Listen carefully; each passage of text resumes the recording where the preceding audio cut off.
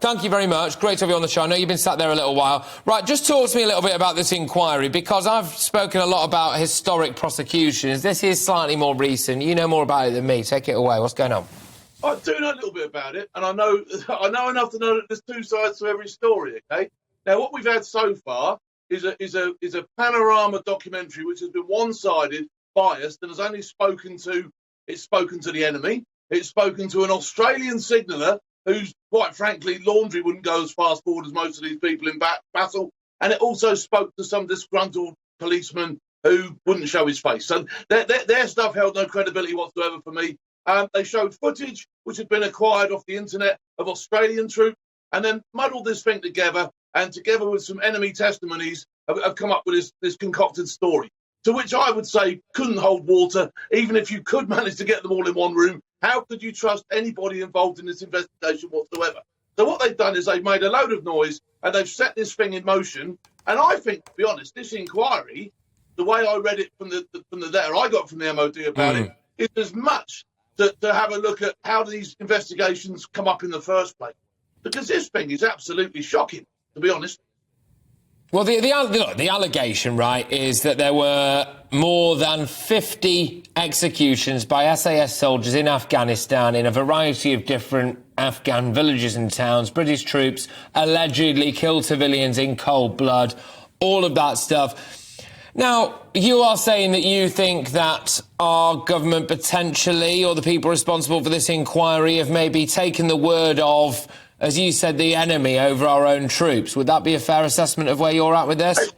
Yeah, I can't see where else it's come from. I really can't. They've investigated it twice. I think it was the Norwood investigation and another one, and they've come to absolutely nothing. So where have they managed to get something else outside of what they had before? I can't see what they could possibly have. I really can't, other than this tale told by the BBC. I really can't. It's slightly... The other thing that you've not seen either, Pat, because you've not heard from the other side, okay? You've not heard the troop side of this story. Now, bearing in mind when they took this thing on in Herrick, okay, ISAF decided that they needed to do something right away, because there was something like 5,313 devices which had been injuring, blowing up, crippling, destroying, hurting, maiming, and all that sort of stuff, and something needed to be done. It's a very difficult, tricky job, okay? Troops would have gone in, done their thing, come back out again, and if the people on the ground were left with a sore head and not feeling too good about things, well, you know, they've now had 10 years to concoct a story which might fit their purposes now. I mean, look, Phil, I am immensely grateful, as you well know, for people like yourself and people in the SAS for doing just an incredible job. And I can't help but wonder the slightly bigger picture. We've had it with historic prosecutions. That Dennis Hutchins, the poor chap there, I think was facing his third trial over the historic murder allegations there. Found acquitted twice, died whilst awaiting trial the third time round.